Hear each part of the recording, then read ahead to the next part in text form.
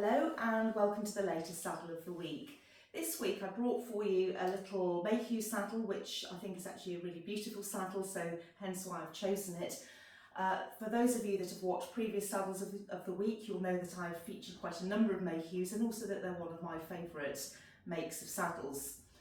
This particular saddle I've actually chosen because it very much reminds me of a little saddle that I use for teaching, which fits a really wide variety of horses. So I think just for that reason alone, I think this is a really nice saddle, because finding ones which do fit, and this is very much the same measurements, is actually always quite challenging. But I'm going to just backtrack slightly, tell you a little bit about the Mayhew saddles, for those of you that haven't seen previous saddles of the week, just to give you a little bit of background on them.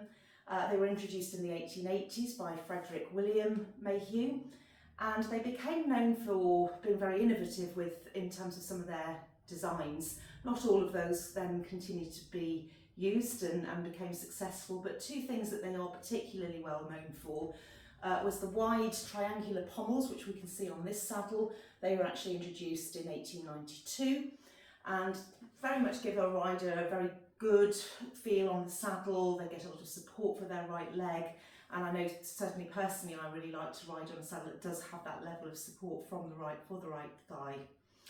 The other thing about them, and the other key design that they're known for, is the safety stirrup mechanism. So we can see here on this particular one just exactly how it works, and I will add that they should always be kept well oiled, and basically in the event of a horse or rider fall, it just pings off like that. You can actually see on there the patent of Mayhew, but they're very easy to use, and I always think, as I say, a really good feature of the Mayhew and something that they've become widely known for.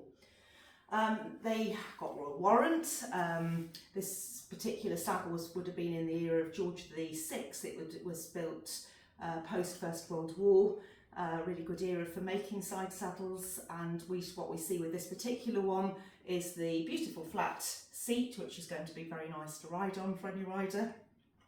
As I say, it's particularly good because it's a small saddle. We don't see so many small saddles, but it is in absolutely stunning order. Most of it's the original condition, so it's clearly been always very well looked after, but it has also been restored with certain aspects and regularly maintained and just generally looked after well.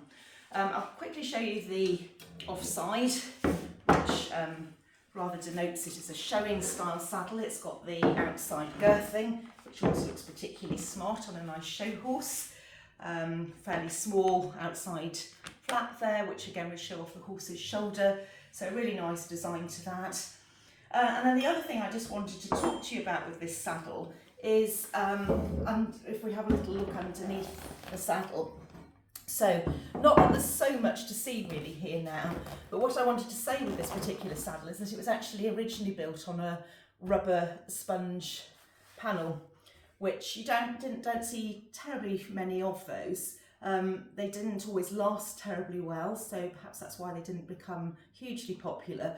But this one had been in good order, but the owner of this saddle chose to have it all completely relined, and I think you'll agree it's been very well relined. That was done by Milner and Son, and it's making it again just a really smart little saddle, top quality show saddle really, that is going to look pretty good on anybody's horse, and I'm sure lovely to ride on.